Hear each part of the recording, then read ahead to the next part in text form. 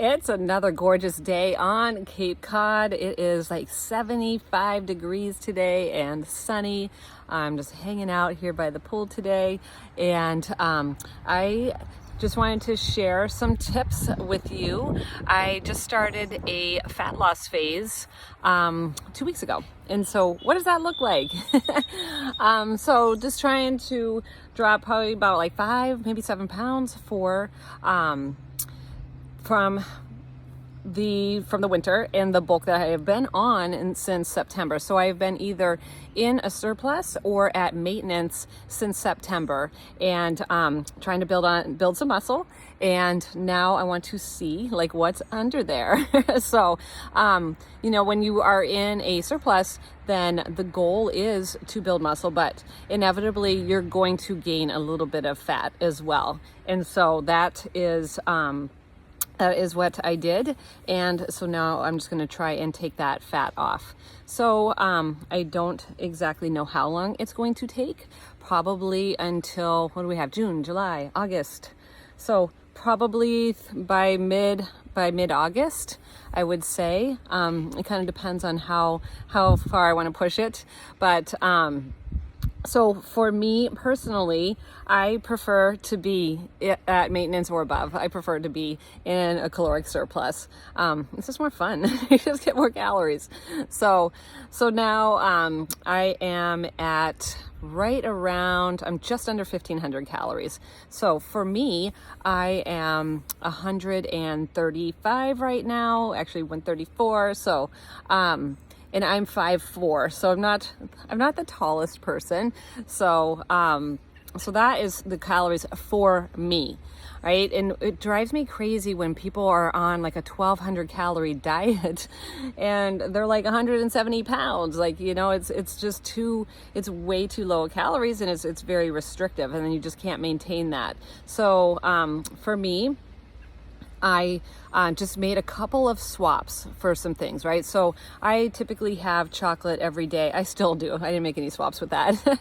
But, ice cream. So I definitely have given up ice cream. I wouldn't say given up ice cream, but normally I would have like those Dove mini chocolate bars. And so like it's like, well, okay, so how am I going to take off 250 calories, right? So that was an easy one, right? That was like 140 calories right there. So that's gone. That doesn't mean that I won't have it, but that was just an easy replacement. And alcohol. So alcohol definitely is going to be something that racks up calories. And so for me, it's like, having just 1 glass of wine instead of 2. So that was a pretty easy swap, but also having foods that are more calorically, I should say nutritionally dense, but smaller in volume. So we're talking like having, there's a little ladybug. So we're talking having like a salad. Ooh, yuck. It's got stuff all over me. So I don't have a ton of salads. Like if I'm going out, then I'm going to have a salad. But I do love like cut up cucumbers and carrots and tomatoes. And so I'm going to throw those into, I always try to have vegetables at almost every meal. Like, for breakfast, like I'll do like a scramble. I'll do like 2 eggs with some fire roasted peppers that I buy that are already made.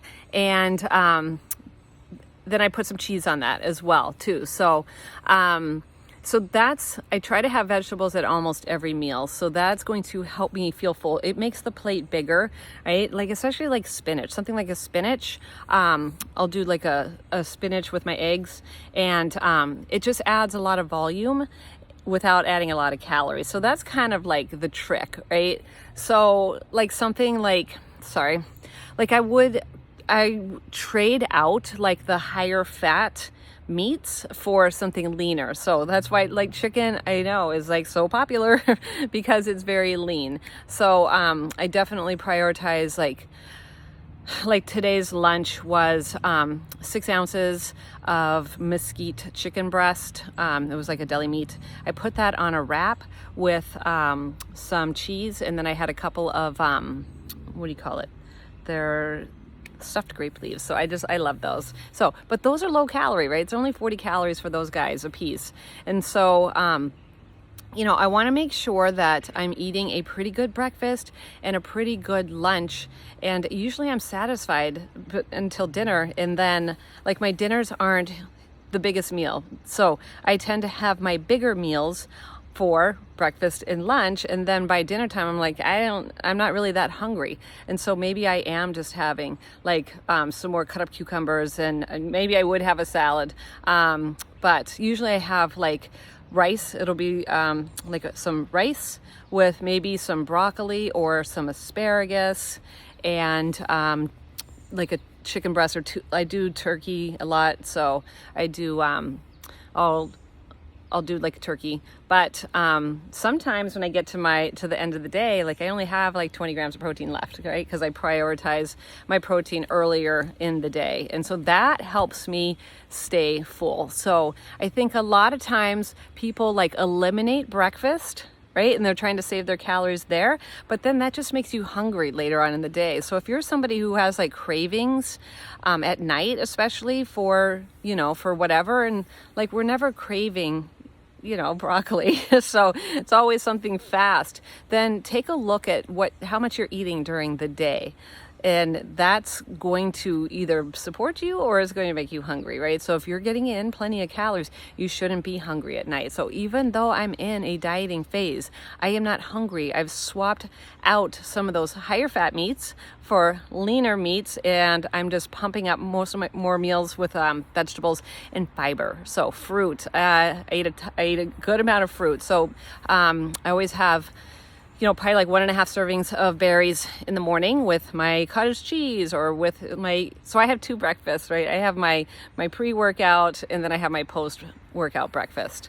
And it's a lot of food if you pick the right choices, right? Those vegetables and things like that, it is a lot of food. I do still have chocolate, but the chocolates are like little squares, and so those are very calorically dense. And so if you could, put in more of those less caloric items onto your plate, then that's going to help you feel satisfied longer. So that's a little trick, a little hack for how I am going to lose weight for the next couple of months. So I hope this is helpful.